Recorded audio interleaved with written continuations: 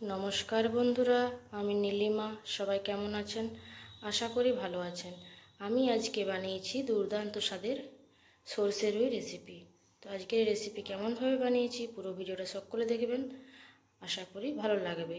তো চলুন দেখে নেওয়া যাক কিভাবে বানাই আমি। এখানে 4 পিস রুই মাছ ভালোভাবে পরিষ্কার করে ধুয়ে নিয়েছি, আর 10 মিনিট আগে থেকে লবণ, হলুদ আর সরষের তেল মাখিয়ে রেখেছিলাম। কড়াই বসিয়ে দিয়েছি, কড়াইয়ের মধ্যে দিয়েছি সরষের তেল। তেল ভালোভাবে গরম হয়ে গেছে, এরপর মাছগুলো তেলের মধ্যে দিয়ে দেব।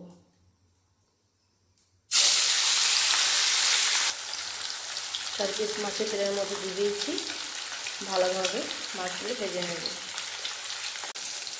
মাছগুলো একবার তুলতে নেব।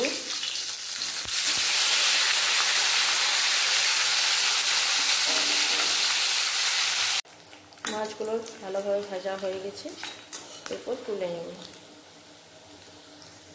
বাটির মধ্যে নিয়ে নিয়েছি 2 চামচ সরষে আর 2 চামচ পোস্ত, ভালোভাবে পেস্ট করে নেব। মাছ ভাজার তেলের মধ্যে দিয়ে দেবো কালো জিরে, তেলের মধ্যে দিয়ে দেবো 2টো কাঁচা লঙ্কা। কালো জিরের কাঁচা লঙ্কার গন্ধটা দারুণ হয়। তেলের মধ্যে দিয়ে দেবো কুচনো পেঁয়াজ, একটা পেঁয়াজ ভালোভাবে কুচিয়ে নিয়েছি। পেঁয়াজ লাল লাল করে ভেজে নেব।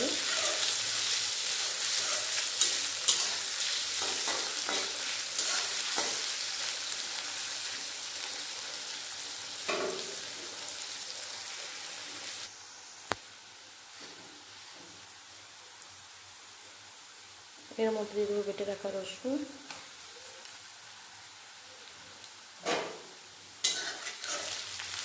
রসুন ও পেঁয়াজের সাথে ভালোভাবে ভেজে নেব।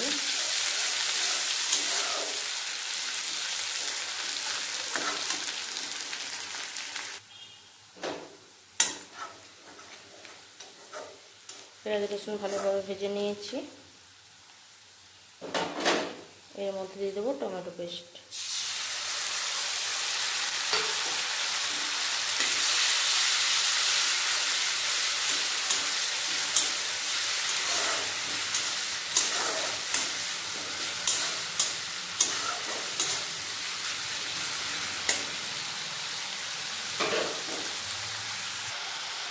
দিয়ে দেবো লবণ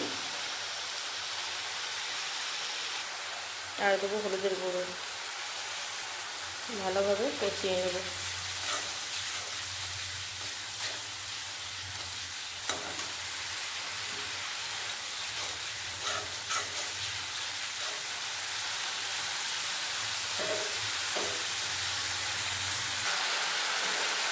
ভালোভাবে কষানো হয়ে গেছে, তেল ছেড়ে দিয়েছে মশলা থেকে, আর পেঁয়াজ আদা রসুন টমেটো সব কাঁচা গন্ধ চলে গেছে। আমি এর মধ্যে কোনো রকম লঙ্কা গুঁড়ো বা কাশ্মীরি লাল লঙ্কা গুঁড়ো দিই না। এরপর আমি এর মধ্যে দেবো জল, বেশি জল দেবো না, কম করেই দেবো।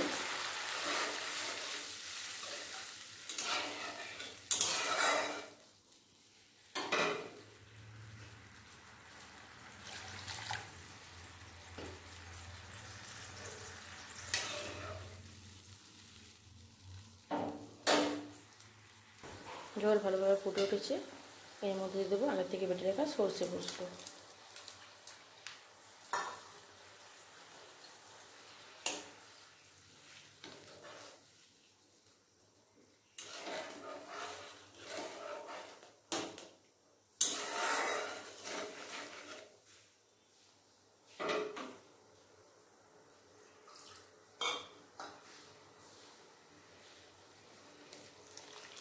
ভালোভাবে ফুটিয়ে নেব, তাহলে সরষের গন্ধ থাকবে না।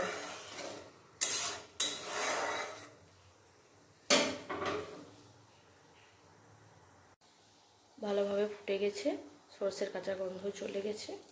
এর মধ্যে দিয়ে দেব ভেজে রাখা মাছ।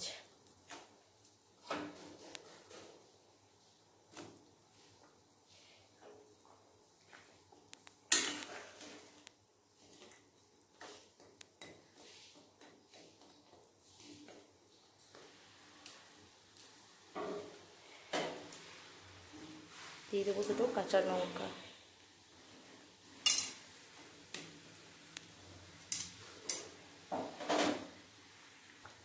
একটা থালা ঢাকা দিয়ে 2-3 মিনিটের মতো রেখে দেবো, ফুটিয়ে নেব। 2 মিনিট মতো হয়ে গেছে, এরপর ঢাকাটা খুলে নেব।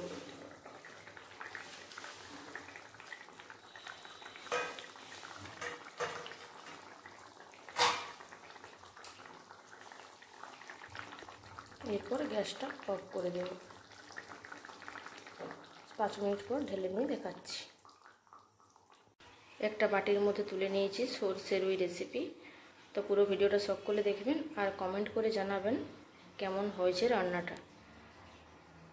সবাই একবার করে এইভাবে বানিয়ে দেখবেন, ভালো লাগবে। সবাই ভালো থাকবেন, সুস্থ থাকবেন। আজকের মতো বাই বন্ধুরা।